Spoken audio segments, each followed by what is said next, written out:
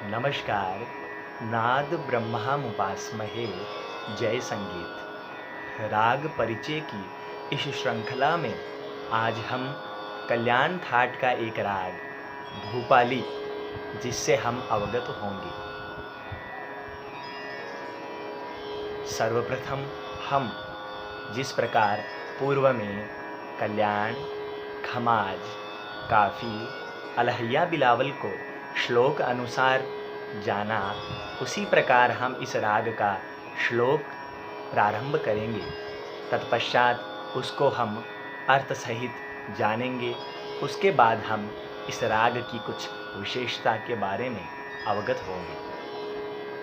हम शुरू कर रहे हैं राग भूपाली का श्लोक। भूपाली का श्लोक कहता है कि थाट कल्याण मणि वर्जित, थाट कल्याण मणि वर्जित, मानत गस्वरवादी, प्रथम प्रहर निशि गाइए, धेवत स्वर संवादी। अर्थात इस राग के भीतर मध्यम और निषाद वर्जित है। क्या कहा कि थाट कल्याण मणि वर्जित, यह राग कल्याण थाट से है और आरोह और अवरोह नहीं बताने से हमें यह ज्ञात होता है कि संपूर्ण राग में मध्यम और निषाद वर्जित है। अर्थात इस राग की जाति औडव औडव अर्थात पेंटाटोनिक स्केल की है। आगे कहा मानत ग स्वरवादी और गंधार को वादी स्वर मान लिया। प्रथम प्रहर निशि गाइए, प्रथम प्रहर में गाया जाने वाला यह राग है। और धेवत स्वर संवादी, इस राग में संवादी स्वर धेवत है। तो क्या कहा, थाट कल्याण मणि वर्जित, मानत ग स्वरवादी, प्रथम प्रहर निशि गाइए, धेवत स्वर संवादी। यह राग कल्याण थाट से है। इस राग के भीतर मध्यम और निषाद वर्जित है और इस राग में 5-5 स्वर लगने से इस राग की जाति औडव औडव है और इस राग का गायन समय रात्रि का प्रथम प्रहर है। अब हम इस राग की कुछ विशेषता और जानकारी से हम अवगत होंगे। प्रथम विशेषता क्या कहती है कि वादी स्वर गंधार पूर्व भाग से और संवादी स्वर धेवत उत्तर भाग से होने की वजह से यह राग पूर्वांग प्रधान है।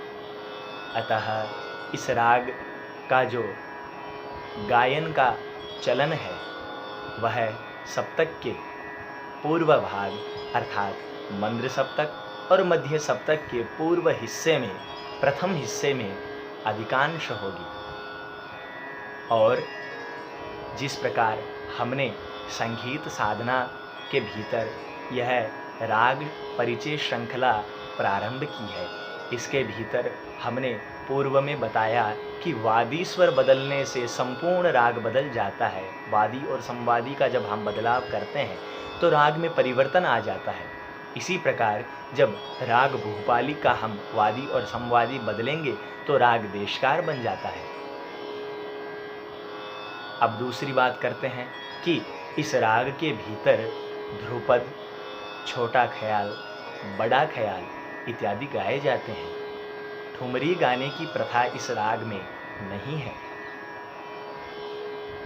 कुछ संगीतज्ञ इस राग के भीतर पंचम और ऋषभ की संगति, पंचम और ऋषभ का आवर्तन बार बार लाते हैं, किंतु अधिकांश संगीतज्ञ ऐसा नहीं करते।